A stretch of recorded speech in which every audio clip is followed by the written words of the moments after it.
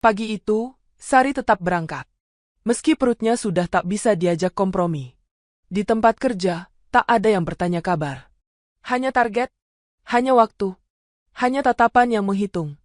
Ia tahu, satu kesalahan kecil bisa berarti segalanya. Dan hari itu, tubuhnya mulai memberi tanda. Ini bukan cerita tentang keajaiban. Ini tentang bagaimana seseorang bertahan saat dunia memilih tidak melihat. Sari melangkah masuk ke halaman gudang dengan napas yang tak lagi utuh. Langit masih pucat, matahari seperti ragu untuk naik. Sepatu kerjanya menyentuh lantai semen yang dingin, dan dingin itu merambat pelan ke betis, ke punggung, ke perut yang kini selalu ia jaga dengan satu tangan. Ia tidak berhenti. Tidak boleh berhenti. Kartu absennya harus disentuhkan sebelum jam menunjukkan angka yang salah. Di dalam, bau kardus basah dan debu kertas menyambut seperti biasa. Suara mesin pengikat berdentum, ritmenya tidak pernah berubah, seolah waktu di tempat ini berjalan tanpa peduli siapa yang tertinggal. Sari menarik napas dalam, mencoba menyamakan langkahnya dengan bunyi-bunyi itu. Ia tahu caranya. Masuk, diam, kerja, pulang. Jangan menarik perhatian. Jangan meminta apapun. Seragamnya terasa lebih sempit di bagian perut. Kancing paling bawah sudah lama ia biarkan terbuka, tertutup kain luaran yang dipinjam dari rekan kerja. Ia merapikan kain itu sebelum melewati barisan rak tinggi. Tatapan-tatapan singkat menyentuhnya lalu berpaling. Tidak ada senyum, tidak ada sapa. Bukan kebencian, lebih seperti kebiasaan untuk tidak terlibat. Target hari ini naik. Suara mandor terdengar datar dari ujung ruangan. Tidak memanggil nama. Tidak perlu. Angka-angka sudah ditempel di papan. Sari melihatnya sekilas. Angka itu terasa seperti batu yang diletakkan di dadanya. Ia mengangguk, meski tak ada yang menunggu anggukan itu. Kardus pertama ia angkat dengan hati-hati. Beratnya biasa saja, tapi hari ini punggungnya bereaksi lebih cepat. Ada tarikan kecil di pinggang, seperti peringatan. Sari menelan ludah, memindahkan kardus ke troli. 1, 2, 3. Ia menghitung bukan untuk target, tapi untuk mengatur napas. Di sela hitungan, ada denyut halus dari perutnya, bukan sakit, lebih seperti ketukan kecil yang meminta ruang. Sari menepuk pelan, seolah menenangkan sesuatu yang tak bisa ia jelaskan pada siapapun. Waktu berjalan lambat. Setiap langkah terasa memiliki bobot sendiri. Saat ia menunduk terlalu lama, kepalanya berputar. Ia berhenti sepersekian detik, cukup untuk menempelkan telapak tangan kerak besi. Bunyi besi itu menggema kecil. Ia menunggu pusingnya surut. Tidak lama. Tidak boleh lama. Dari kejauhan, mandor melirik. Sari merasakan tatapan itu tanpa perlu melihat. Ia tahu apa yang tercatat, jeda. Gerak lambat. Ia tahu apa yang tidak tercatat. Mual yang naik tanpa permisi, kaki yang kaku sejak subuh, tidur yang terpotong-potong oleh cemas. Saat bel istirahat berbunyi, Sari duduk di bangku panjang dekat dinding. Ia membuka botol air, minum pelan agar tidak memancing mual. Di sekelilingnya, obrolan ringan tentang harga beras, tentang cuaca. Tidak ada satupun yang menyinggungnya.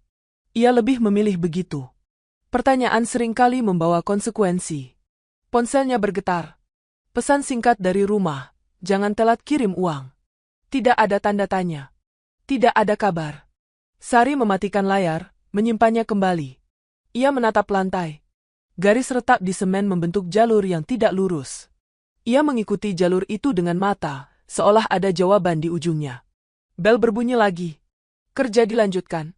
Sari berdiri sedikit lebih lambat dari yang lain. Lututnya protes, punggungnya menegang. Ia menegakkan badan, menarik napas, lalu kembali mendorong troli. Di antara bunyi mesin dan langkah-langkah tergesa, ia berjanji pada dirinya sendiri, janji yang sederhana dan berat. Hari ini, ia harus bertahan. Besok, urusan nanti. Namun pagi itu mengajarkan satu hal kecil yang akan menempel lama. Bertahan tidak selalu berarti kuat. Kadang, bertahan hanya berarti tidak jatuh di tempat yang salah. Dan di gudang itu, tempat yang salah bisa muncul kapan saja, tanpa suara, tanpa peringatan. Ketika Sari menyadari seragamnya tak lagi bisa menyembunyikan apapun. Ia merasakan kain di perutnya menegang setiap kali ia menunduk. Geraknya jadi lebih berhati-hati, tapi justru kehati-hatian itu yang mengundang perhatian. Mata-mata yang tadi memilih berpaling kini singgah lebih lama. Tidak frontal. Tidak bertanya. Hanya menimbang. Sari mencoba mengubah ritme. Ia berdiri lebih dekat dengan Rak, mengangkat kardus yang lebih kecil, memindahkan dengan cepat agar tak terlihat ragu. Namun tubuhnya tidak bisa diajak bersekongkol. Saat troli bergeser melewati lantai yang sedikit bergelombang, guncangannya naik ke punggung. Napasnya terpotong. Ia berhenti sepersekian detik terlalu lama. Pelan amat hari ini, suara itu datang dari samping, ringan tapi menusuk. Sari menoleh. Seorang rekan kerja tersenyum setengah, bukan ejekan, bukan juga simpati. Hanya pernyataan. Sari membalas dengan anggukan kecil. Ia ingin menjawab, tapi kata-kata seringkali lebih berbahaya daripada diam. Di sudut ruangan, dua orang berbisik. Sari tidak mendengar jelas, tapi ia mengenali pola bibir yang menyebut namanya. Ia menunduk, mengunci pandangan pada label kardus. Angka-angka itu lebih aman. Angka tidak menuntut penjelasan. Siang makin mendekat, dan panas gudang mulai naik. Keringat menempel di pelipis. Bau besi, kertas, dan tubuh bercampur. Sari menahan mual yang kembali, datang seperti ombak kecil yang tak bisa ditebak. Ia meneguk air, kali ini lebih cepat. Tangan kirinya otomatis menahan perut, gerakan yang selama ini ia latih untuk tidak terlihat, tapi hari itu terlalu sering terjadi. Suara lain menyela, lebih dekat. Kamu sakit? Pertanyaan itu sederhana. Terlalu sederhana. Sari terdiam 1 detik. 1 detik yang terasa panjang. Ia menggeleng pelan. Cuma capek, katanya, suaranya tipis, nyaris hilang di antara mesin. Mandor lewat.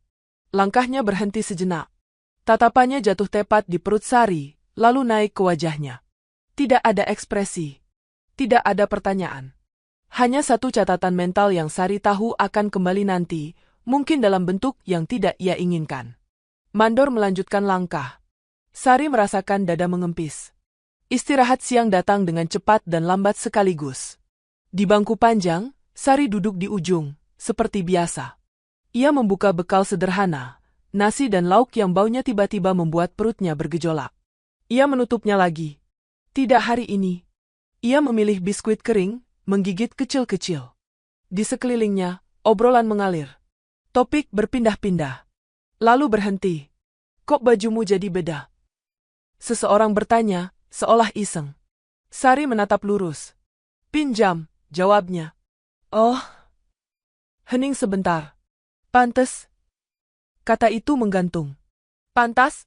Sari tahu maknanya akan diisi sendiri oleh yang mendengar. Ia menelan sisa biskuit dengan susah payah. Ponselnya kembali bergetar. Kali ini dari nomor yang jarang menghubungi. Pesan pendek, tanpa basa-basi, kamu hamil. Jantung Sari berdetak lebih cepat. Jari-jarinya dingin. Ia tidak membalas. Ia mematikan layar, menyelipkan ponsel ke saku. Bel berbunyi. Pekerjaan berlanjut. Sari berdiri, langkahnya terasa lebih berat dari pagi. Rahasia yang ia jaga bukan lagi miliknya sendiri. Ia bisa merasakannya, seperti bau yang mulai tercium meski belum disebutkan. Setiap gerak kini punya saksi. Setiap jeda punya tafsir. Menjelang sore, pusing datang lebih keras. Ia menahan rak besi, merapatkan dahi sejenak. Jangan sekarang, bisiknya, nyaris tanpa suara. Ia menarik napas panjang, menghitung sampai 5. Denyut di perutnya terasa berbeda, bukan ancaman, lebih seperti pengingat yang lembut tapi tegas.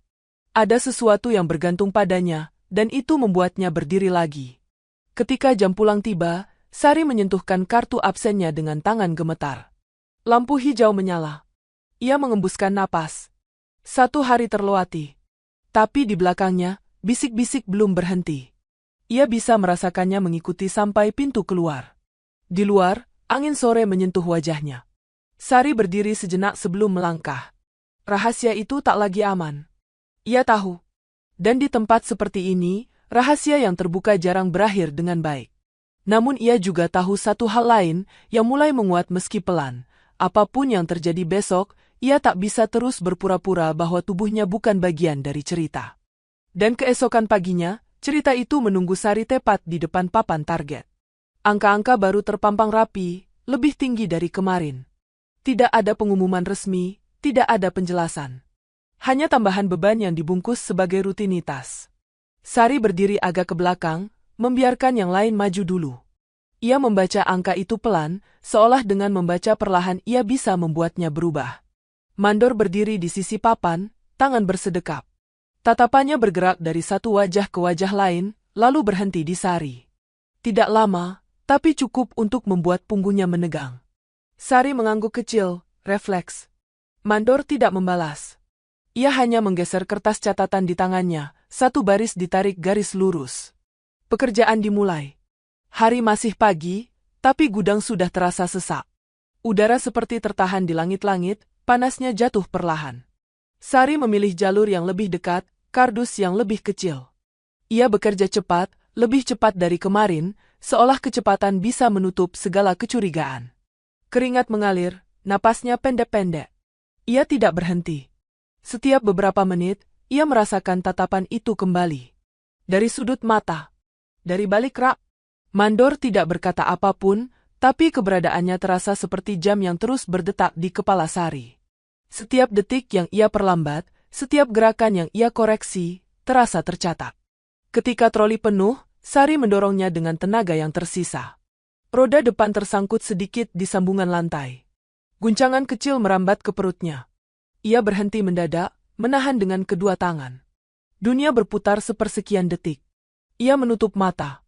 Sebentar, katanya dalam hati, bukan pada siapapun. Kenapa berhenti? Suara Mandor datang dari belakang, datar, tanpa nada. Sari menoleh. Wajah itu dekat, terlalu dekat. Ia merasakan bau rokok yang menempel di jaket kerja Mandor. Roda nyangkut, jawab Sari cepat. Ia menunjuk lantai. Mandor melirik sebentar, lalu menatap Sari lagi. Lain kali, cek dulu. Tidak ada teguran tertulis. Tidak ada ancaman. Justru itulah yang membuatnya berat. Sari mengangguk, mendorong troli lagi. Tangannya gemetar, tapi ia paksa stabil. Ia tahu, setiap alasan akan terdengar seperti pembelaan. Menjelang siang, pusing datang lebih sering. Ia menelan air berkali-kali. Saat membungkuk, kain luarnya tersingkap sedikit. Gerakan kecil itu tertangkap mata yang salah. Mandor kembali berdiri di dekat jalurnya. Sari merapikan kain dengan cepat, jantungnya berdebar. Istirahat siang terasa seperti ujian. Sari duduk, membuka bekal, menutupnya lagi. Ia tidak lapar, tapi tubuhnya meminta sesuatu. Ia memilih roti, menggigit kecil. Mandor lewat, berhenti di depannya. Kamu sering capek belakangan, katanya. Bukan pertanyaan. Sari menatap meja. Iya, Pak. Produktivitas kamu turun. Sari mengangguk lagi. Ia menunggu. Kalau tidak sanggup, Mandor melanjutkan, suaranya tetap datar, bilang. Kata-kata itu menggantung, tampak seperti pilihan, terasa seperti jebakan. Sari mengangkat kepala. Saya sanggup. Mandor menatapnya lama, lalu pergi. Tidak ada keputusan. Tidak ada kejelasan. Hanya jarak yang melebar di antara kata dan makna.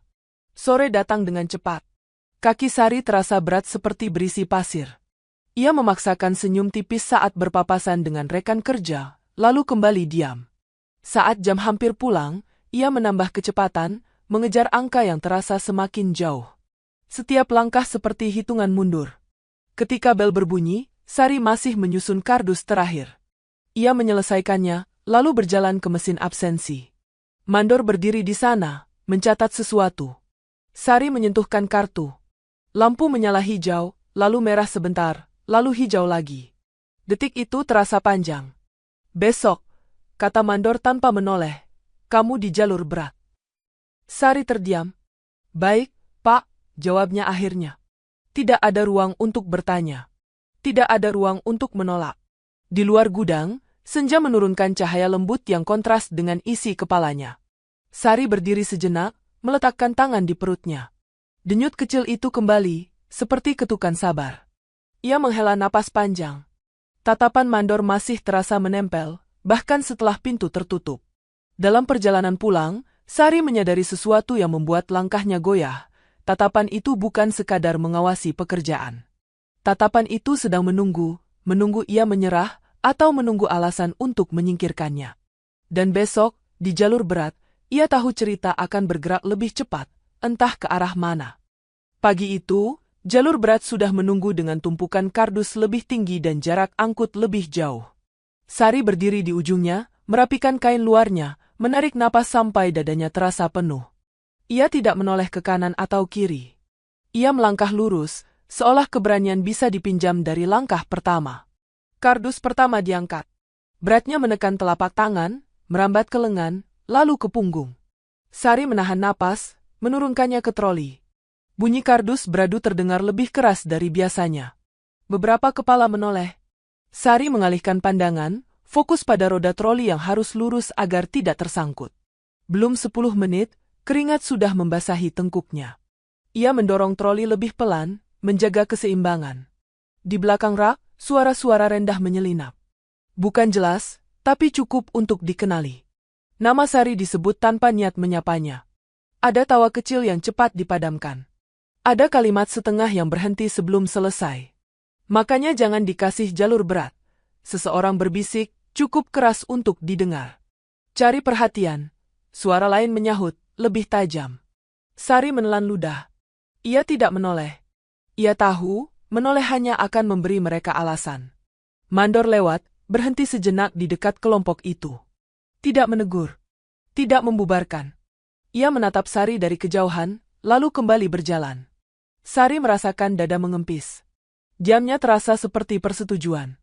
Menjelang istirahat, mual datang mendadak. Sari menepi, meletakkan troli, melangkah cepat ke toilet. Pintu ditutup. Ia menunduk, muntah pelan agar tidak terdengar. Tangannya gemetar, keringat dingin mengalir. Di cermin, matanya terlihat lebih gelap. Ia membasuh wajah, menarik napas pendek-pendek. Sebentar, bisiknya lagi, pada dirinya sendiri.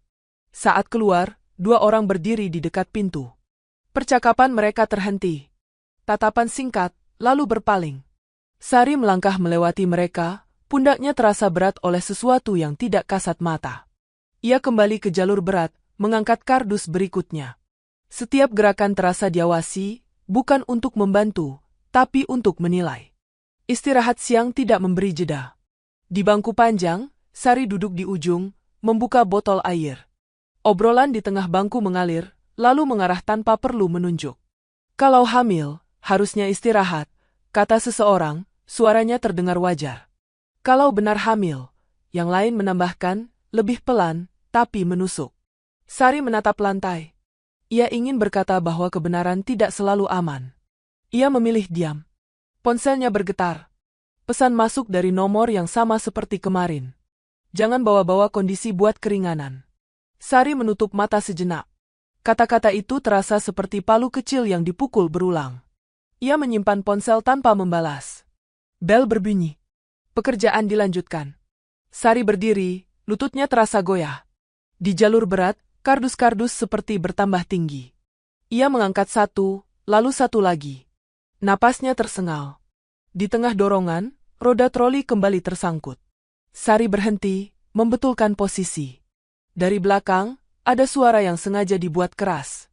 Kalau nggak kuat, bilang aja, seseorang berkata. Jangan ngerepotin, yang lain menimpali. Sari mendorong troli lagi, rahangnya mengeras. Ia tidak menangis. Tidak sekarang. Ia memilih menghitung langkah, 1, 2, 3, agar pikirannya tidak pecah. Namun fitnah memiliki cara sendiri untuk menyusup. Ia merasakannya menempel di punggung, di telinga, di ruang kecil di antara napas. Sore menjelang, dan kelelahan berubah menjadi kabut. Sari mengangkat kardus terakhir dengan sisa tenaga. Saat menurunkannya, tangannya terpeleset sedikit. Kardus miring, hampir jatuh. Sari menahan dengan cepat. Jantungnya berdebar. Dari kejauhan, ada decak lidah. Mandor mencatat sesuatu. Jam pulang tiba. Sari menyentuhkan kartu absensi. Lampu hijau menyala. Ia berdiri sejenak, menunggu detaknya kembali normal. Di belakangnya, bisik-bisik belum selesai. Ia melangkah keluar tanpa menoleh. Di luar, angin sore terasa lebih dingin. Sari berhenti, meletakkan tangan di perutnya. Ada ketukan kecil yang menenangkan dan menyakitkan sekaligus. Fitnah telah menemukan suaranya hari ini, dan Sari tahu, besok ia akan datang lebih rapi, dalam bentuk aturan, catatan, dan kalimat-kalimat yang terdengar wajar. Ia menarik napas panjang. Jika ini harga diam, ia harus bersiap membayarnya, atau mencari cara lain untuk bertahan. Pagi itu ia terbangun sebelum alarm. Ada rasa nyeri yang menetap di pinggang, seperti tangan yang menahan agar ia tidak bangun terlalu cepat. Sari duduk perlahan, menunggu dunia berhenti berputar. Kontrakan masih gelap. Ia menatap lantai, menghitung napas. 1, 2, 3. Ia berdiri juga, meski lututnya terasa tidak sepakat. Di halte, udara pagi dingin menusuk. Sari berdiri sambil memeluk tas, menahan mual yang datang dan pergi. Saat bus tiba, ia naik pelan, memilih berdiri karena kursi sudah penuh. Setiap guncangan membuat perutnya mengeras. Ia menutup mata, membiarkan suara mesin menjadi pengalih. Gudang menyambut dengan kebisingan yang sama. Namun ada sesuatu yang berbeda, ia merasakannya bahkan sebelum jam dimulai. Jalur berat kembali menunggunya. Tumpukan kardus lebih tinggi dari kemarin. Sari merapikan kain luarnya, mengikatnya lebih kuat. Ia melangkah, menepuk perutnya pelan, seolah berkata, bertahan sebentar lagi.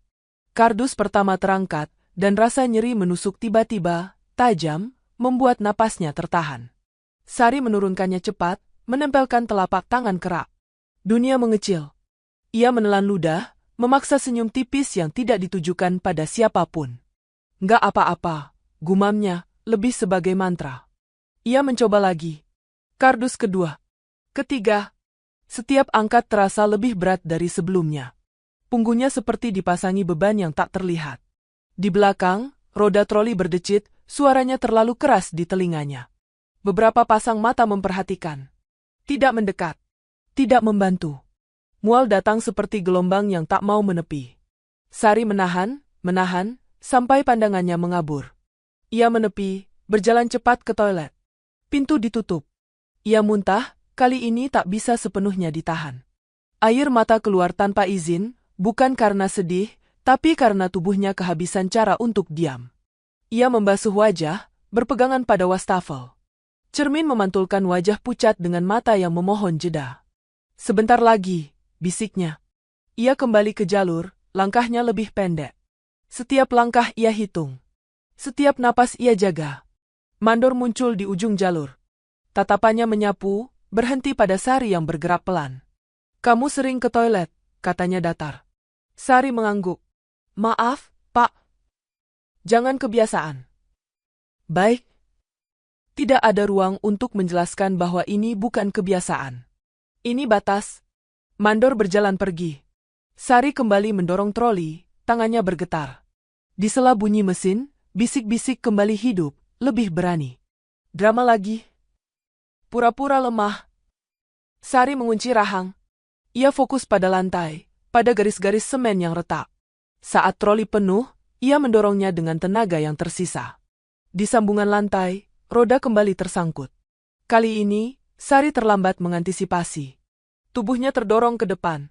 Ia refleks menahan perut dengan satu tangan, tangan lain meraih rak. Troli berhenti mendadak. Bunyi keras menarik perhatian.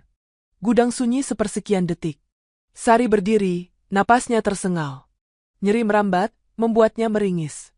Nggak apa-apa, katanya cepat, sebelum ada yang bertanya. Sebelum ada yang mencatat. Mandor menatap, alisnya berkerut. Ia menulis sesuatu di kertas. Istirahat siang datang, tapi Sari tidak makan. Ia duduk dengan botol air, menyesap sedikit-sedikit. Tangannya dingin. Ponselnya bergetar, pesan dari rumah lagi, kali ini tentang uang yang belum terkirim. Tidak ada jeda untuk tubuh. Tidak ada jeda untuk menjelaskan. Bel berbunyi. Pekerjaan dilanjutkan. Sari berdiri dengan susah payah. Di langkah ketiga, pusing datang lebih keras. Ia berhenti, menempelkan punggung kerak. Dunia berputar. Ia menutup mata, menghitung napas. Ada ketukan kecil di perutnya, ritme yang menenangkan dan menakutkan. Ia membuka mata, berdiri lagi. Sore hari, hujan turun di luar. Udara gudang menjadi lembab, lantai licin. Sari bergerak ekstra hati-hati. Setiap langkah ia ukur. Saat bel pulang berbunyi, ia hampir tidak percaya. Ia menyelesaikan satu kardus terakhir, lalu berjalan ke mesin absensi dengan langkah yang terasa jauh. Lampu hijau menyala. Sari mengembuskan napas panjang. Ia berdiri sejenak, menunggu dunia stabil. Mandor lewat tanpa menoleh.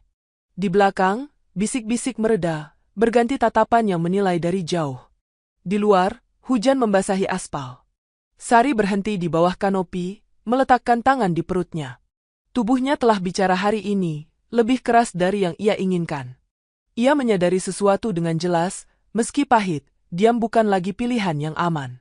Dan jika ia terus memaksa, bukan hanya pekerjaannya yang terancam, ada sesuatu yang jauh lebih berharga yang mulai meminta didengar. Keesokan harinya, lewat tanda-tanda kecil yang sengaja diabaikan semua orang. Sari datang lebih awal, berharap bisa mengatur napas sebelum mesin-mesin dinyalakan. Gudang masih setengah gelap. Ia berdiri di dekat pintu, merapikan kain luarnya, menahan nyeri yang belum sepenuhnya pergi. Hari ini tubuhnya terasa kaku, seperti bangunan yang dipaksa berdiri di atas fondasi retak. Papan jadwal terpampang di dinding. Sari mendekat, membaca namanya. Jalur berat, lagi. Tidak ada perubahan. Tidak ada catatan tambahan. Hanya satu detail kecil yang membuatnya berhenti. Kolom lembur kosong. Nama-nama lain terisi. Namanya tidak. Sari menatapnya lebih lama dari perlu, lalu mengalihkan pandangan. Ia tahu artinya. Tidak diumumkan. Tidak dibicarakan. Peringatan tanpa suara. Pekerjaan dimulai. Sari mengangkat kardus pertama dengan hati-hati. Ia memilih posisi yang paling aman, memutar badan perlahan, menjaga agar perutnya tidak tertekan. Setiap gerakan terasa seperti keputusan. Ia menimbang, mengukur, menahan. Di belakangnya, roda troli berdecit. Ia mendorong pelan. Mandor lewat, membawa map tipis. Ia berhenti di ujung jalur, menatap jam dinding, lalu menatap Sari. Kecepatan, katanya singkat. Sari mengangguk. Baik, Pak. Mandor berjalan pergi. Tidak ada tambahan. Tidak ada kesempatan untuk menjelaskan bahwa kecepatan hari ini adalah batas aman. Menjelang siang, panas naik cepat. Keringat mengalir di punggung. Sari meneguk air, sedikit-sedikit. Ia mencoba mempercepat, tapi tubuhnya menolak dengan cara yang halus. Napas memendek, tangan melemah, pandangan bergetar. Ia berhenti sepersekian detik, cukup lama untuk dicatat, terlalu singkat untuk disebut istirahat. Di bangku istirahat, Sari duduk di ujung. Bekalnya tetap tertutup. Ia memilih apel kecil, menggigit pelan. Di tengah obrolan, ia menangkap potongan kalimat. Kalau nggak sanggup, jangan maksain. Perusahaan nggak bisa nunggu satu orang. Tidak ada yang menyebut namanya. Tidak perlu. Sari menatap lantai, mengikuti garis retak yang membelah ubin. Ia menyimpan apel setengah, minum air, berdiri sebelum bel berbunyi, lebih cepat dari yang lain, agar tidak terlihat lambat. Sore mendekat. Jalur berat semakin licin oleh debu dan keringat. Sari mendorong troli dengan sisa tenaga. Saat menurunkan kardus, nyeri menusuk kembali, lebih tajam dari kemarin. Ia terhenti, menempelkan dahi kerak besi. Dinginnya membantu, sedikit. Ia menghela napas panjang, menghitung sampai 10. Mandor muncul lagi. Kamu sering berhenti, katanya. Sari menegakkan badan. Maaf, Pak. Produktivitas kamu turun terus. Mandor melanjutkan, membuka map. Ia tidak menunjukkannya, tapi Sari tahu apa yang ada di dalam. Angka, garis, tanda. Perhatikan. Sari mengangguk. Tidak ada kata lain yang aman. Mandor menutup map, berjalan pergi. Peringatan itu tidak tertulis, tapi jelas. Ia merasakan tenggorokannya mengering. Di sekeliling, pekerjaan berjalan seperti biasa. Dunia tidak berhenti hanya karena satu orang mendekati batasnya. Menjelang jam pulang, Sari mendekat ke mesin absensi. Ia ragu sejenak sebelum menyentuhkan kartu. Lampu menyala hijau. Di layar kecil, angka jam kerja muncul, lebih pendek dari biasanya. Tidak ada penjelasan. Tidak ada pemberitahuan. Lemburnya dihilangkan begitu saja. Sari berdiri terpaku. Ia menoleh ke papan jadwal lagi. Tetap kosong. Di dadanya, ada rasa berat yang bukan nyeri fisik. Ia menghitung cepat di kepala. Uang sewa, listrik, kiriman rumah. Angka-angka itu tidak menunggu empati. Di luar, senja menggantung rendah. Sari berjalan pelan menuju halte.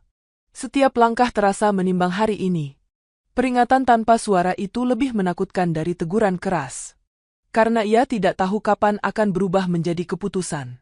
Di bus, Sari duduk untuk pertama kalinya hari itu. Ia meletakkan tangan di perutnya, merasakan ketukan kecil yang setia.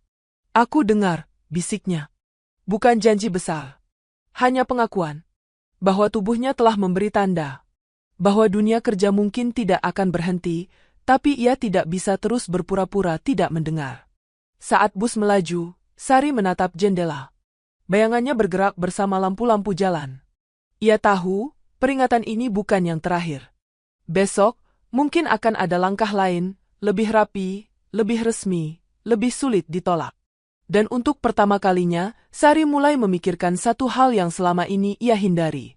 Apa yang akan ia lakukan jika peringatan tanpa suara itu akhirnya berbunyi keras? Jawabannya datang lebih cepat dari yang ia bayangkan.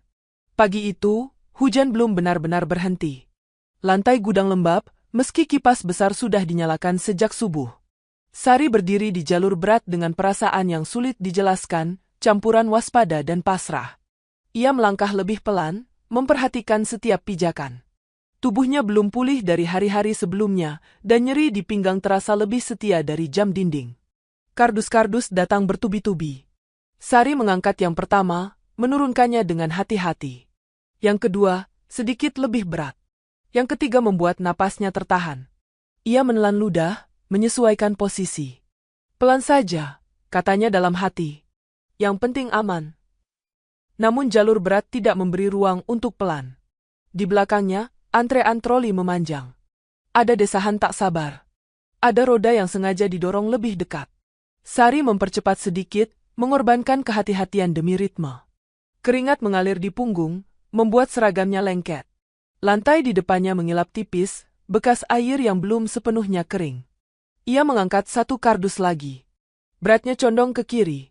Sari mencoba menyeimbangkan, menggeser kaki. Telapaknya menginjak bagian lantai yang licin. Semuanya terjadi cepat dan lambat sekaligus, sebuah geser kecil, napas yang terpotong, lalu tubuhnya kehilangan pusat. Sari jatuh terduduk. Bunyi benturan tidak keras, tapi cukup untuk membuat gudang senyap sejenak. Kardus miring, hampir terguling. Sari refleks menahan perutnya dengan kedua tangan. Jantungnya berdetak liar. Dunia berputar, lalu berhenti. Ia duduk diam, menunggu rasa sakit menentukan bentuknya. Beberapa pasang mata menatap. Tidak ada yang mendekat. Tidak ada yang bertanya. Hanya jarak yang terbentuk, seolah jatuh adalah kesalahan yang menular. Mandor berdiri beberapa meter jauhnya. Wajahnya kaku. Ia melirik jam, lalu menatap Sari. "Bisa berdiri?" tanyanya. Nada datar. Bukan khawatir, bukan marah. Sari mengangguk, meski lututnya gemetar. Ia mendorong lantai dengan satu tangan, berdiri perlahan. Nyeri menjalar, tapi tidak menusuk. Lebih seperti peringatan yang ditekan. "Bisa, Pak," katanya cepat. Mandor tidak membantu. Ia memberi isyarat kecil agar jalur dilanjutkan. Mesin kembali berdengung. Suara-suara hidup lagi, sedikit lebih keras dari sebelumnya, menutup momen itu secepat mungkin. Sari berdiri, merapikan kain luarnya, memastikan perutnya aman. Tangannya gemetar. Ia menarik napas panjang, menahan air mata yang muncul tanpa izin. Ia kembali bekerja. Kardus berikutnya terasa 2 kali lebih berat. Setiap langkah seperti memikul kejadian barusan. Di belakang, ada yang berbisik. "Makanya, kan sudah dibilang." Sari mengunci rahang. Ia tidak menjawab. Tidak ada kalimat yang bisa menjelaskan bahwa jatuh itu bukan kecerobohan, melainkan batas yang disentuh terlalu sering. Ia mendorong troli sampai ujung jalur, menurunkan kardus terakhir dengan hati-hati berlebihan. Istirahat siang datang. Sari duduk di bangku, punggungnya menempel dinding. Tangannya masih memegang perut, seolah memastikan sesuatu tetap ada. Ia tidak membuka bekal. Ia hanya minum air, satu teguk kecil, lalu satu lagi. Ponselnya bergetar, pesan dari rumah. Kali ini lebih panjang. Tentang kebutuhan, tentang harapan. Tidak ada satu kalimat pun tentang kabarnya. Ia menutup mata. Dadanya terasa sesak. Jatuh barusan memutar sesuatu di kepalanya, bukan ketakutan, tapi kesadaran yang dingin. Jika ia jatuh lebih keras, siapa yang akan bertanggung jawab? Jika sesuatu terjadi, siapa yang akan mendengar? Bel berbunyi. Sari berdiri dengan susah payah. Mandor memanggilnya ke samping. Hati-hati, katanya singkat. Iya, Pak. Kalau kejadian lagi, lapor. Kata lapor terdengar seperti formalitas. Sari mengangguk. Ia kembali ke jalur, bekerja lebih pelan. Tidak ada yang menegur, tapi tatapan makin tajam. Seolah jatuh barusan mengubah posisinya, bukan sebagai rekan, melainkan risiko. Sore menjelang, nyeri di pinggang bertahan, tapi tidak bertambah. Yang bertambah adalah kelelahan di kepala. Sari menyelesaikan hari itu dengan sisa tenaga, menyentuhkan kartu absensi dengan tangan yang masih gemetar. Lampu hijau menyala. Ia menghela napas panjang, lama. Di luar, hujan sudah reda. Sari berdiri di bawah langit kelabu, menatap aspal basah. Ia meletakkan tangan di perutnya, merasakan ketukan kecil yang membuat matanya panas. Hari ini, ia jatuh. Tidak sampai melukai, tapi cukup untuk menyadarkan. Di antara kardus dan lantai licin itu, Sari menyentuh titik terendahnya, tempat di mana bertahan tidak lagi terasa mulia, hanya melelahkan. Dan untuk pertama kalinya, ia mengakui pada dirinya sendiri, jika ia terus memaksa, yang akan jatuh berikutnya mungkin bukan tubuhnya saja. Pikiran itu mengikutinya sampai ke rumah, menunggu dalam bentuk pesan yang tak pernah ia minta. Malam itu, kontrakan terasa lebih sempit dari biasanya. Lampu satu-satunya menyala redup, menyorot dinding yang mulai mengelupas. Sari duduk di tepi kasur, sepatu masih terpasang. Pinggangnya berdenyut pelan, ritmenya mengingatkan jatuh siang tadi. Ia melepas sepatu perlahan, seolah gerakan kasar bisa mengundang nyeri baru. Ponselnya bergetar di meja kecil. Sari menatap layar tanpa segera mengambilnya. Ada jeda yang ia ciptakan sendiri, bukan karena berani, tapi karena lelah. Getaran itu berhenti, lalu datang lagi. Ia menarik napas, meraih ponsel, membuka pesan. Bukan satu pesan. Sebuah rangkaian. Dari nomor yang sama, nada yang sama, tuntutan yang disusun rapi. Tentang uang sekolah keponakan. Tentang obat ayah yang belum dibeli. Tentang kebutuhan rumah yang tidak bisa ditunda. Di ujung pesan, satu kalimat pendek, kamu kan masih kerja. Sari memejamkan mata. Kata, masih, terasa seperti beban tambahan. Ia meletakkan ponsel di kasur, lalu berdiri menuju dapur kecil. Air mengalir dari keran yang bocor pelan. Ia membasuh wajah, menatap pantulannya di kaca kusam. Mata itu tampak lebih tua. Lebih lelah. Ia menyentuh perutnya dengan telapak tangan hangat, mencoba menenangkan sesuatu yang sejak siang tak berhenti mengingatkan. Ia kembali duduk, mengambil ponsel lagi. Ada pesan baru masuk. Kali ini dari ibu mertua. Bahasanya lebih halus, tapi tekanannya sama. Tentang tanggung jawab. Tentang, sejak dulu kamu kuat. Tidak ada pertanyaan tentang jatuh siang tadi. Tidak ada ruang untuk mengatakan bahwa kuat itu ada batasnya. Sari mengetik balasan, menghapusnya, mengetik lagi, lalu menghapus. Kata-kata terasa berbahaya. Salah pilih bisa menjadi janji yang tak sanggup ia penuhi. Akhirnya, ia menulis singkat, aku usahakan. Mengirimnya seperti menutup pintu dengan pelan, tidak mengunci, hanya berharap tidak didobrak. Malam merambat. Sari berbaring miring, bantal diselipkan di pinggang untuk mengurangi nyeri. Ia mencoba tidur, tapi pikiran berkelindan. Jatuh di gudang, tatapan mandor, bisik-bisik yang menilai. Lalu pesan-pesan yang tak menunggu. Di tengah semua itu, ada denyut kecil yang setia, membuatnya terjaga. Ia bangkit, mengambil map tipis dari tas kerja, kertas-kertas yang selama ini ia simpan tanpa niat apapun. Slip gaji. Catatan jam kerja. Angka-angka yang kini terasa rapuh. Ia menghitung pelan, menuliskannya di kertas kosong. Pengeluaran lebih cepat daripada pemasukan. Lembur yang hilang mengubah segalanya. Angka-angka itu tidak berbohong, tapi juga tidak memberi jalan keluar. Ponsel bergetar lagi. Sari menghela napas sebelum membuka. Kali ini bukan pesan, melainkan foto, surat tulisan tangan yang dipotret. Tulisan ibu di kampung, rapi dan tegas. Tentang harapan. Tentang doa. Tentang bagaimana semua mengandalkannya. Di bagian bawah, ada tanda tangan yang familiar. Sari menelan ludah. Surat itu bukan ancaman, tapi justru itulah yang membuatnya berat. Cinta yang dibungkus kebutuhan selalu sulit ditolak. Air mata jatuh satu-satu, tanpa suara. Bukan tangis yang meledak, hanya kebocoran kecil yang tak bisa lagi ditahan. Ia mengusap pipi cepat, seolah takut ada yang melihat, padahal ia sendirian. Ia menepuk perutnya pelan. "Maaf," bisiknya. Tidak jelas pada siapa. Pagi datang terlalu cepat. Alarm berbunyi, memotong sisa-sisa tidur. Sari duduk perlahan, menunggu pusing reda. Ia membaca ulang pesan-pesan semalam. Tidak ada yang berubah. Dunia tetap meminta. Tubuhnya tetap mengingatkan. Ia berdiri, mandi cepat, mengenakan seragam dengan gerakan hati-hati. Kain luarnya ia rapikan lebih rapi dari biasanya, seperti perisai. Di perjalanan, Sari menatap keluar jendela bus.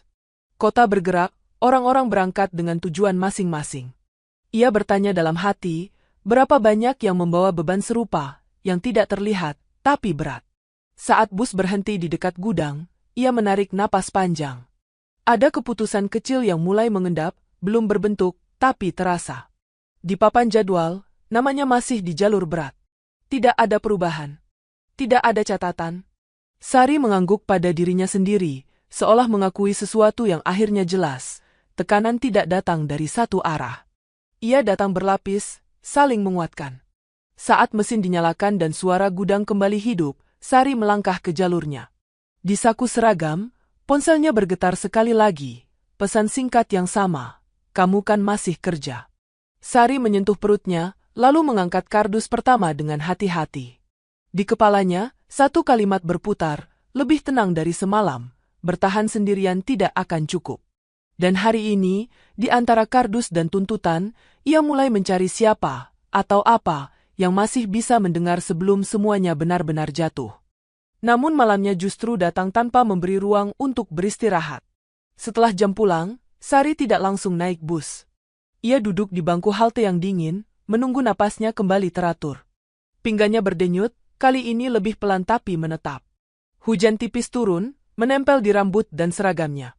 Ia membiarkannya, seolah basah bisa mendinginkan pikiran. Di kontrakan, ia menutup pintu pelan. Sepi menyambut, bukan sebagai ketenangan, melainkan ruang kosong yang memantulkan suara kepalanya sendiri. Ia mengganti baju, merebahkan diri, tapi tubuhnya menolak posisi itu. Setiap kali ia memejamkan mata, adegan di gudang muncul lagi, lantai licin, tatapan mandor, bisik yang menilai. Ia bangkit, duduk di tepi kasur, memeluk perutnya. Ponsel bergetar. Sari menatap layar, ragu. Pesan baru dari rumah, singkat dan tegas, "Besok harus ada." Tidak ada subjek, tidak ada konteks. Ia tahu maksudnya. Uang, tenggat, harapan yang tak mau tahu batas. Sari menghela napas, meletakkan ponsel terbalik. Ia memilih diam, tapi diam kali ini terasa seperti hutang yang bertambah. Malam merayap. Jam dinding berdetak terlalu keras. Sari bangun, membuat teh hangat, menyeruput pelan. Perutnya menenangkan sebentar, lalu kembali mengencang. Ia menaruh tangan di sana, mengikuti ritme kecil yang setia. Ada ketakutan yang tak ia ucapkan. Bagaimana jika kelelahan ini berdampak? Bagaimana jika satu hari ia terlambat mendengar tanda yang lebih serius? Ia membuka map tipis lagi. Slip gaji, catatan jam, semuanya ia susun rapi. Di kertas kosong, ia menulis pilihan-pilihan yang terasa sempit, bertahan dan berharap, mengeluh dan berisiko, berhenti dan kehilangan. Setiap kata ditulis, lalu dicoret. Tidak ada yang terasa aman. Tidak ada yang terasa benar. Pukul 2 dini hari, Sari masih terjaga. Ia berbaring miring, bantal diselipkan, mencoba bernapas perlahan. Di luar, suara kendaraan sesekali lewat. Ia menghitung napas, mencoba teknik sederhana yang pernah ia dengar. 1, 2, 3. Tapi pikiran berlari lebih cepat dari napas. Ia teringat wajah Dina, rekan lama yang beberapa kali menatapnya lebih lama, seolah ingin bertanya tapi menahan. Sari belum pernah meminta apapun. Ia belum pernah benar-benar bercerita. Ketika fajar mulai memutih, Sari menyerah pada tidur yang tipis dan terputus. Ia terbangun dengan jantung berdebar, keringat dingin di pelipis. Tidak ada mimpi jelas, hanya rasa jatuh yang tertahan.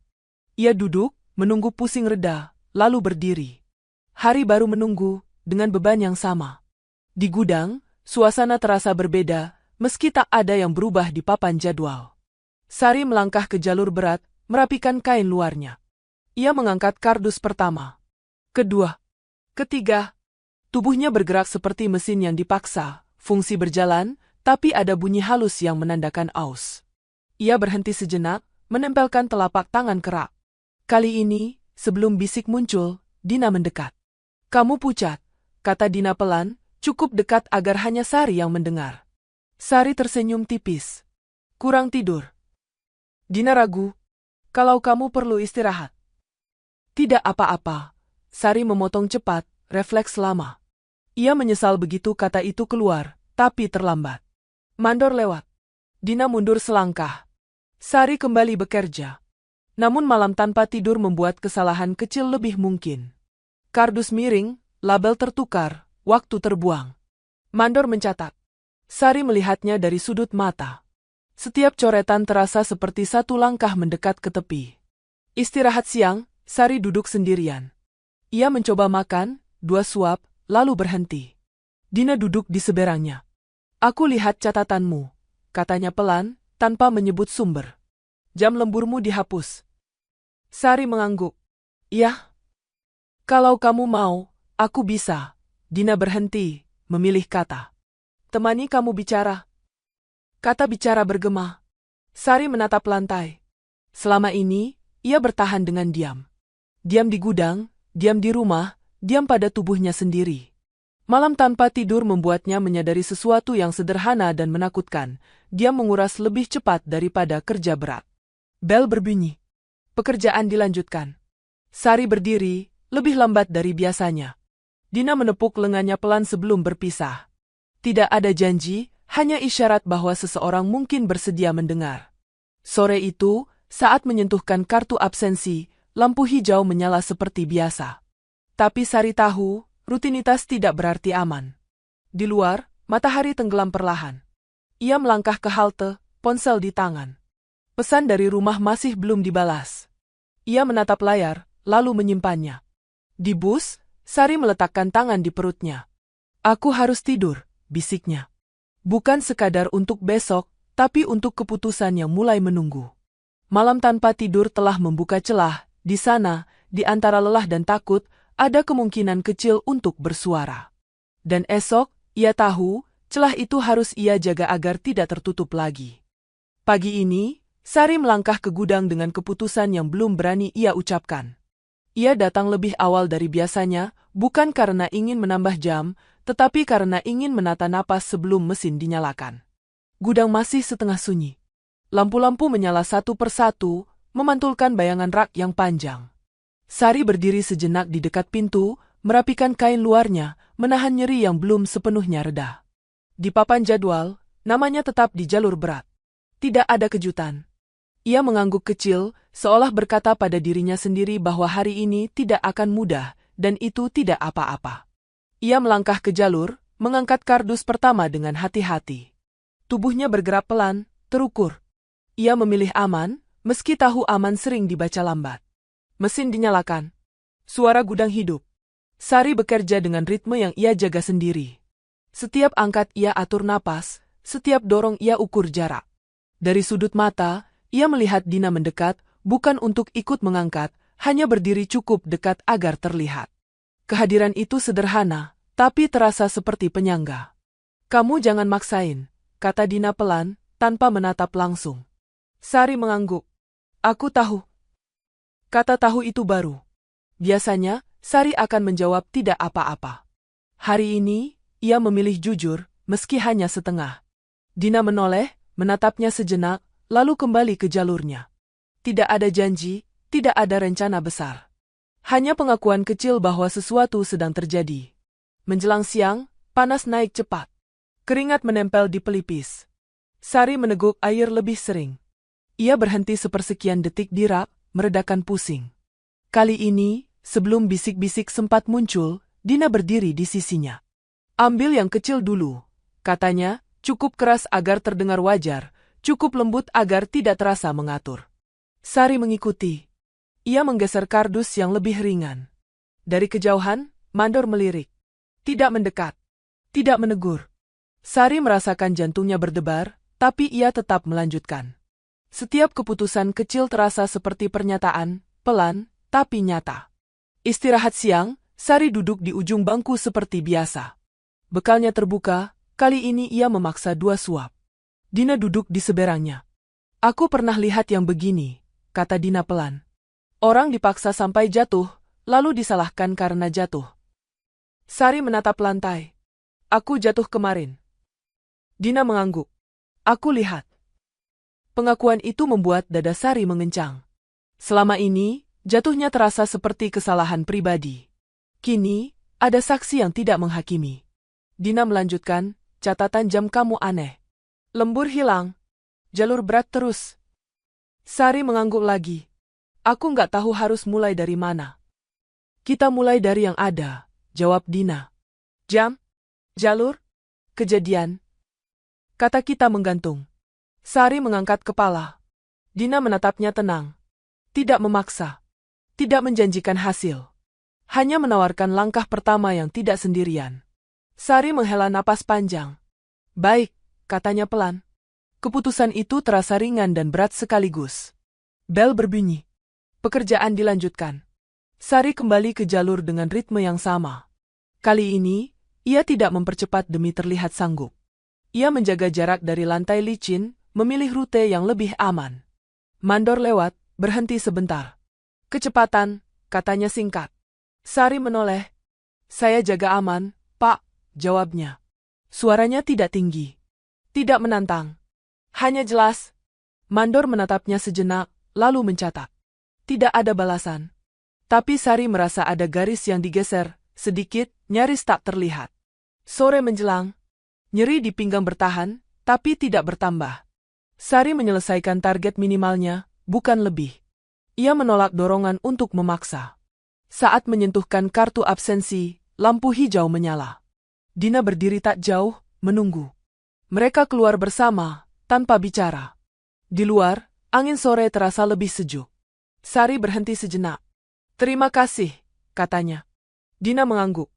Besok, kita catat lagi. Di halte, Sari duduk.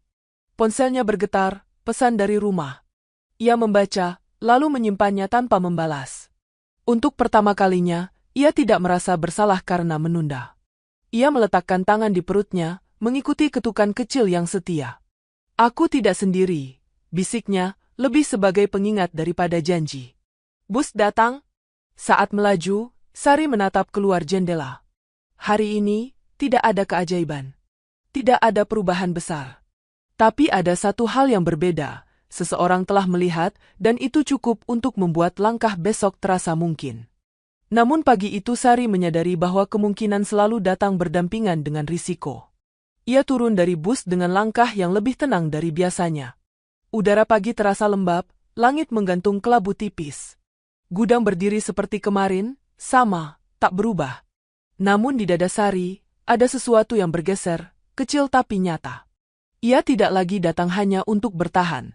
Ia datang dengan catatan di kepala, dengan saksi di sisinya, dengan keberanian yang belum sepenuhnya bernama. Di pintu masuk, Dina sudah ada. Mereka bertukar anggukan. Tidak ada rencana panjang, hanya kesepakatan diam untuk saling mengingatkan. Sari merapikan kain luarnya, menahan nyeri yang masih setia, lalu melangkah ke dalam. Papan jadwal menyambut. Nama Sari kembali di jalur berat. Namun ada tambahan kecil di kolom catatan, tanda yang samar, tidak menjelaskan apapun. Sari menatapnya sejenak, lalu berpaling. Ia tahu, hari ini bukan soal jalur, ini soal apa yang akan ia katakan jika diminta menjelaskan. Pekerjaan dimulai. Mesin-mesin berdengung, ritme lama mengambil alih. Sari mengangkat kardus pertama, mengatur napas, menurunkan perlahan. Ia bergerak terukur, tidak terburu-buru. Dina bekerja di jalur sebelah, cukup dekat untuk terlihat, cukup jauh agar tidak menimbulkan pertanyaan. Setiap kali Sari berhenti sepersekian detik, Dina ada di sana, bukan untuk menolong, tapi untuk memastikan berhenti itu tercatat sebagai jeda wajar, bukan kelalaian. Menjelang siang, Mandor memanggil Dina ke samping. Sari melihat dari sudut mata. Percakapan singkat, nada datar. Dina mengangguk, kembali ke jalurnya. Saat melewati Sari, Dina berbisik, nanti jam istirahat. Istirahat siang datang. Sari duduk di ujung bangku, membuka bekal. 2 suap masuk. Ia memaksa minum. Dina duduk di sampingnya, membuka ponsel, menunjukkan catatan yang disusun rapi, tanggal, jam, jalur, kejadian jatuh, lembur yang hilang. Tidak ada emosi di sana. Hanya fakta. Kita nggak tuduh siapa-siapa, kata Dina pelan. Kita tunjukkan urutan. Sari mengangguk. Kalau ditanya, jawab jujur. Penda. Sari menelan ludah. Jujur seringkali mahal. Ia mengangguk lagi, lebih mantap. Bel berbunyi. Mereka berdiri. Sore hari, kejadian kecil memantik percakapan besar. Sari menghentikan troli karena roda tersangkut. Ia memperbaiki posisi, lalu melanjutkan. Mandor mendekat. Kenapa berhenti? Roda nyangkut, Pak, jawab Sari, jelas, tanpa tergesa. Mandor menatap roda, lalu Sari. Lain kali cepat. Kalau cepat, licin, jawab Sari, tetap tenang. Kemarin saya jatuh. Hening sejenak. Beberapa kepala menoleh. Mandor tidak menjawab. Ia mencatat. Dina berdiri tak jauh, menyaksikan. Sari kembali bekerja, jantungnya berdebar, tapi langkahnya mantap. Ia telah mengatakan satu kalimat yang selama ini ditahan. Menjelang pulang, Mandor memanggil Sari. Ke kantor, katanya singkat. Dina menatap Sari. Sari mengangguk kecil. Mereka berjalan beriringan, Dina tidak ikut masuk, tapi berhenti di depan pintu, cukup dekat untuk terlihat. Di dalam, ruangan kecil dengan meja, kursi, dan map-map. Mandor duduk. Produktivitas kamu turun, katanya. Sari mengangguk. Iya, Pak. Kenapa? Sari menarik napas. Saya hamil. Kata itu jatuh pelan, tapi menggema. Mandor mengangkat kepala. Sejak kapan? Bulan ke-5, jawab Sari. Saya tetap bekerja. Saya jaga aman. Mandor diam. Ia membuka map, membalik kertas. Kamu tidak lapor. Saya takut, jawab Sari, jujur. Takut dianggap tidak sanggup. Kejujuran itu membuat ruangan sunyi. Mandor menutup map. Perusahaan perlu produktivitas, katanya akhirnya. Saya juga perlu kerja, jawab Sari. Tapi saya juga perlu selamat. Tidak ada teriakan. Tidak ada ancaman. Hanya 2 kebutuhan yang saling berhadapan. Mandor menghela napas. Kita lihat penyesuaian, katanya. Sementara bukan janji. Tapi bukan penolakan. Sari mengangguk. Ia berdiri, keluar. Dina menatapnya, bertanya tanpa kata. Sari mengangguk kecil. Mereka berjalan keluar bersama. Kabar menyebar cepat, meski tanpa pengumuman. Bisik-bisik berubah arah. Ada yang menunduk saat berpapasan. Ada yang pura-pura sibuk. Tidak ada permintaan maaf. Tidak perlu. Yang berubah adalah jarak, sedikit lebih jauh dari penghakiman. Hari-hari berikutnya berjalan lambat. Jalur Sari dipindah beberapa jam sehari, lalu kembali. Lembur tidak kembali. Catatan tetap dicatat. Dina tetap menemani, mencatat dengan tenang. Mandor tidak lagi menegur dengan kata-kata pendek, ia memilih diam. Diam yang kali ini berbeda, bukan mengabaikan, melainkan menunggu. Di rumah, pesan-pesan tetap datang. Sari menjawab lebih singkat, lebih jujur. Aku sedang diatur jamnya. Tidak semua mengerti. Tidak apa-apa. Ia belajar memilih mana yang harus dijelaskan, mana yang bisa ditunda. Malam-malam Sari masih terpotong, tapi tidak lagi tanpa tidur. Ia belajar berhenti sebelum tubuh memaksa. Ia menulis catatan kecil untuk esok, air, istirahat, jalur aman. Ia menepuk perutnya, mendengar ketukan kecil yang setia. Suatu sore, Dina datang dengan kabar. HR mau lihat catatan. Sari mengangguk. Kapan? Besok. Besok datang. Ruang HR lebih terang. Orang-orang lebih formal. Sari menjawab pertanyaan pendek, menunjukkan catatan. Tidak ada drama. Tidak ada janji besar. Ada kebijakan sementara. Pengurangan beban, penyesuaian jam, tanpa lembur. Sementara, keluar dari ruangan, Sari duduk di bangku, menghela napas panjang. Dina tersenyum kecil. Kebenaran memang sering terlambat, katanya. Tapi datang, jawab Sari. Di gudang, pekerjaan berlanjut. Tidak ada perayaan. Tidak ada musik. Namun langkah Sari lebih ringan. Ia tidak lagi sendirian. Ia tidak lagi diam sepenuhnya.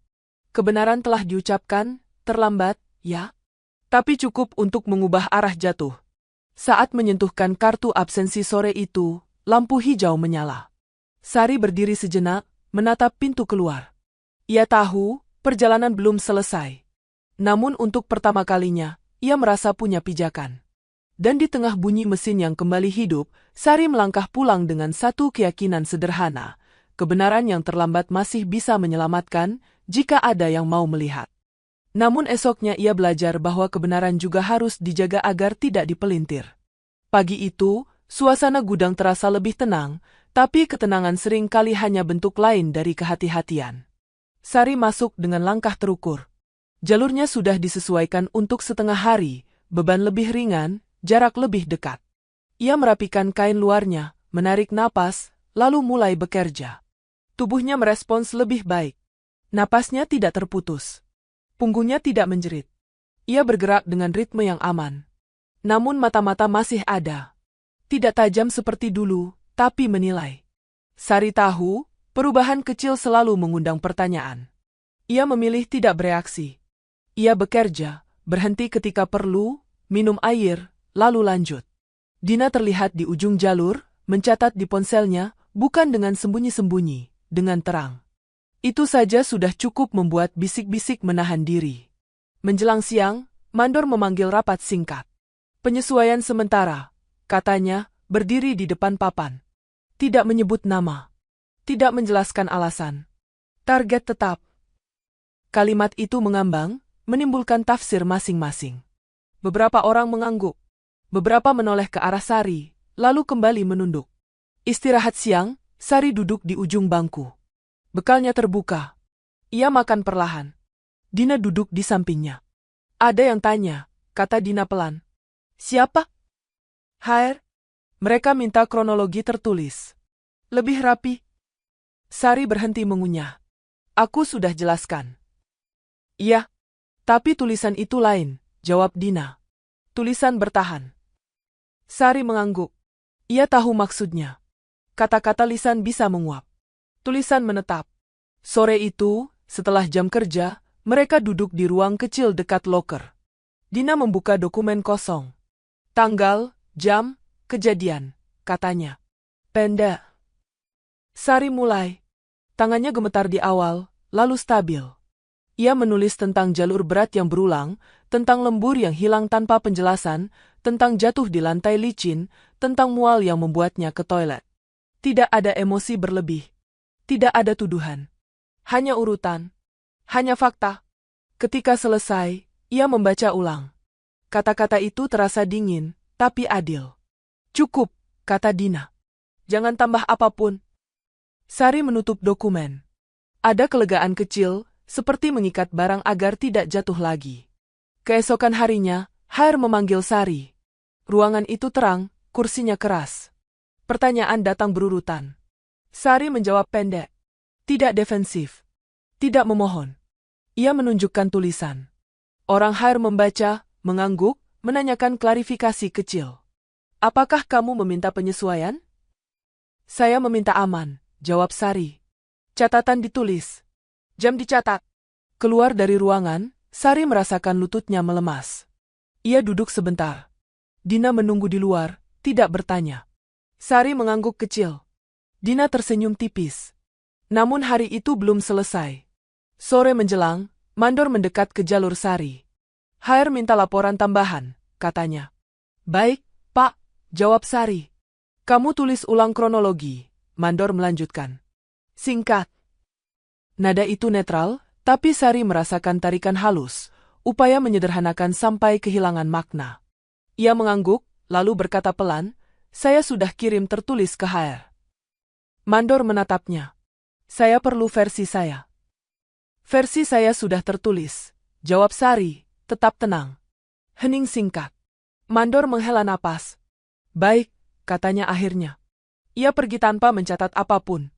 Dina menatap Sari dari jauh, alisnya terangkat. Sari mengangguk kecil.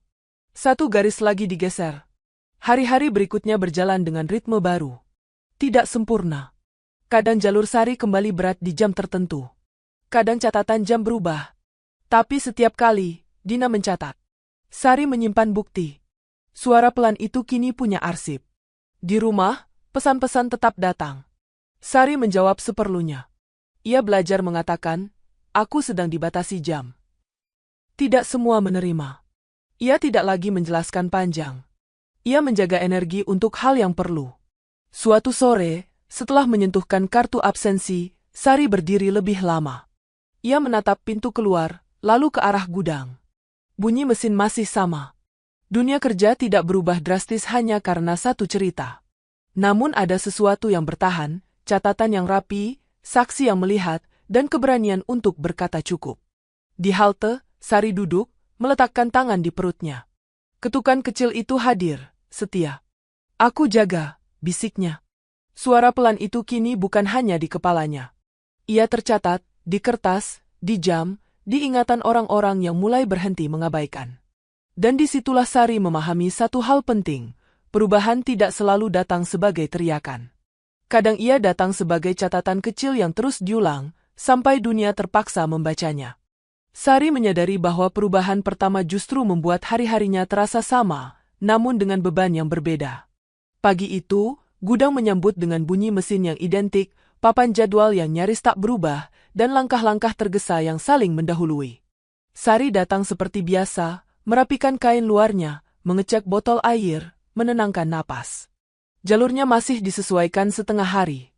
Bebannya lebih ringan, jaraknya lebih dekat. Secara teknis, semuanya lebih aman. Secara perasaan, ada ruang kosong yang sulit dijelaskan.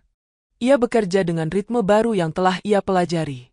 Angkat, tarik napas, turunkan, minum, lanjut. Tubuhnya patuh selama ia patuh pada batas. Dari sudut mata, ia melihat beberapa rekan melirik lalu berpaling. Tidak ada lagi bisik-bisik yang berani terdengar. Diamnya mereka terasa berbeda. Bukan penghakiman, melainkan jarak. Menjelang siang, target diumumkan ulang. Tidak ada penyesuaian kolektif. Kalimat yang sama diulang, target tetap. Beberapa orang menghela napas. Sari menunduk. Ia tahu, penyesuaian yang ia terima tidak membuat pekerjaan orang lain lebih ringan. Ketimpangan kecil ini menciptakan ketegangan baru, bukan lagi tentang kebenaran, melainkan tentang pembagian beban. Istirahat siang, Sari duduk di ujung bangku. Dina datang sebentar, lalu pergi. Tidak ada catatan baru hari ini. Tidak ada rapat. Sari makan perlahan. 2 suap. 3. Cukup. Di seberang, seseorang berkata setengah berbisik, enak ya? Kata itu jatuh tanpa alamat, tapi cukup jelas. Sari menatap lantai. Ia tidak membalas. Ia tahu, menjelaskan hanya akan memperpanjang. Sore hari, Mandor mendekat. Tidak untuk menegur. Tidak untuk memuji. Besok, katanya singkat, tetap. Sari mengangguk. Baik, Pak. Kata tetap terdengar seperti kepastian dan penundaan sekaligus. Tetap aman. Tetap sementara. Tetap menunggu. Menjelang pulang, Sari menyelesaikan tugas terakhirnya. Ia menyentuhkan kartu absensi. Lampu hijau menyala. Ia berdiri sejenak, menunggu detaknya stabil. Di belakangnya, rekan-rekan lain masih bergerak cepat, mengejar sisa target. Sari melangkah keluar tanpa menoleh. Di luar, senja turun perlahan. Sari berhenti di bawah kanopi, meletakkan tangan di perutnya. Ketukan kecil itu hadir, menenangkan. Hari ini tidak lebih baik dari kemarin. Tidak lebih buruk juga. Hari ini sama, dan justru itu yang membuatnya berat. Bertahan dalam kesamaan membutuhkan kesabaran yang berbeda, menerima bahwa perubahan besar tidak selalu datang segera. Di halte, Sari duduk. Ponselnya bergetar. Pesan dari rumah, singkat, gimana kerja? Sari mengetik, berhenti, lalu mengirim, masih kerja. Jam dibatasi, tidak ada penjelasan tambahan. Ia menyimpan ponsel. Bus datang. Saat melaju, Sari menatap jendela. Bayangannya bergerak bersama lampu-lampu jalan. Ia tahu, hari-hari ke depan mungkin akan terlihat sama dari luar. Gudang yang sama. Bunyi mesin yang sama. Papan target yang sama. Namun di dalam dirinya, ada pergeseran halus yang tak bisa kembali. Ia telah belajar mengatakan cukup, mencatat, dan menunggu tanpa menyerah pada diam. Hari terakhir yang sama ini mengajarkannya satu hal. Tidak semua kemenangan terasa seperti kemenangan. Sebagian hanya terasa seperti ruang bernapas yang harus dijaga. Dan esok, ia tahu, keputusan yang lebih tenang akan menunggu, bukan untuk mengubah dunia, tapi untuk menentukan bagaimana ia melangkah di dalamnya. Pagi itu, Sari bangun dengan napas yang lebih pendek dari biasanya. Bukan karena panik, melainkan karena ada sesuatu yang sudah berdiri di kepalanya sejak semalam. Ia duduk di tepi kasur, menunggu pusing reda, lalu menatap lantai. Tidak ada pesan baru. Tidak ada tuntutan mendesak. Justru itulah yang membuat pikirannya bekerja lebih jernih. Di dapur kecil, ia membuat air hangat. Menyeruput pelan, merasakan perutnya mengencang lalu tenang. Ketukan kecil itu hadir, setia, seperti meminta diperhitungkan. Sari menyentuhnya, lalu mengangguk kecil pada dirinya sendiri. Hari ini, ia tidak ingin menambah catatan. Ia ingin menutup satu halaman. Gudang menyambut dengan rutinitas yang sama. Papan jadwal, tetap. Jalur, tetap setengah hari. Mandor lewat, mengangguk singkat. Tidak ada percakapan. Dina belum datang. Sari mulai bekerja, mengangkat yang ringan, menurunkan dengan hati-hati. Tubuhnya patuh selama ia patuh pada batas. Namun di sela ritme itu, pikirannya menghitung bukan target, melainkan waktu. Istirahat siang, Sari duduk sendiri. Ia makan cukup. Tidak memaksa. Tidak menunda. Ponselnya di saku, sunyi. Ia menatap bayangan di lantai, garis cahaya yang terpotong bangku. Keputusan itu menguat bukan sebagai dorongan mendadak, melainkan sebagai ketenangan yang tidak biasa. Ia tahu, jika terus seperti ini, ia akan aman sementara. Tapi sementara punya tanggal kedaluarsa yang tidak tertulis. Sore hari, Dina datang dan duduk di sampingnya. "Kamu kelihatan tenang," kata Dina. Sari mengangguk. "Aku mau bicara setelah pulang." Dina menatapnya, memahami tanpa bertanya. "Aku ikut, kalau perlu." "Terima kasih," jawab Sari. Ia tersenyum tipis. Menjelang pulang, Sari menyelesaikan tugas terakhirnya dengan rapi. Ia menyentuhkan kartu absensi. Lampu hijau menyala. Ia berdiri lebih lama dari biasanya, lalu berbalik, menuju kantor kecil Mandor. Dina menunggu di luar, bersandar pada dinding. "Pak," kata Sari saat masuk. Mandor mengangkat kepala. "Ada apa?" Sari menarik napas. "Saya mau ajukan cuti lebih awal." Mandor diam. "Sesuai aturan?" "Sesuai," jawab Sari. "Dengan penyesuaian yang sudah berjalan." Mandor membuka map, membalik beberapa kertas. Tidak ada emosi di wajahnya. "Kapan?" "Mulai minggu depan," kata Sari. "Saya selesaikan transisi." Hening jatuh. Mandor menutup map. "Baik," katanya akhirnya. "Ajukan ke HR." Tidak ada debat. Tidak ada bujuk rayu. Keputusan itu diterima sebagai administrasi, dan justru itu yang membuatnya terasa benar. Sari mengangguk, berdiri, keluar. Dina menatapnya, menunggu. Sari mengangguk kecil. Dina tersenyum, lega. Di luar, angin sore menyentuh wajah Sari. Ia berjalan ke halte dengan langkah yang terasa lebih ringan, bukan karena beban hilang, tetapi karena arah menjadi jelas. Ponselnya bergetar. Pesan dari rumah. Sari membaca, lalu membalas singkat. "Aku ambil cuti. Demi kesehatan." Tidak ada penjelasan panjang. Tidak ada permohonan. Bus datang. Sari duduk, meletakkan tangan di perutnya. Ketukan kecil itu hadir, lebih terasa. "Kita pulang lebih awal," bisiknya. Tidak ada rasa kalah di kalimat itu. Yang ada hanya pengakuan batas. Malam itu, di kontrakan, Sari menata tas kerja. Tidak semua dimasukkan kembali.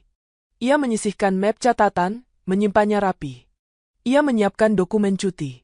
Setiap langkah kecil terasa seperti menutup pintu dengan tenang, tanpa membanting, tanpa menoleh lagi. Keputusan ini berat, tapi tidak bergemuruh.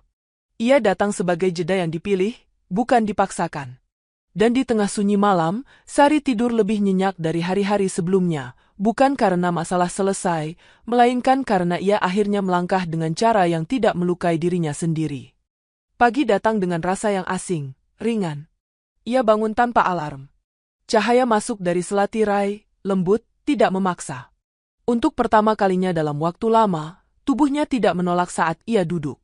Ada nyeri, tentu saja, tapi nyeri yang bisa ia dengarkan, bukan yang memerintah. Ia menyeduh air hangat, menyeruput pelan, lalu berdiri di dekat jendela kontrakan. Jalanan masih sepi. Dunia berjalan, tapi hari ini ia tidak perlu mengejarnya. Ponselnya bergetar. Pesan singkat dari Dina, semoga lancar. Aku urus transisi. Sari membalas, terima kasih. Satu kata itu terasa cukup. Ia menutup ponsel, menyiapkan dokumen cuti yang sudah rapi sejak semalam. Map tipis itu kini berisi keputusan, bukan catatan luka.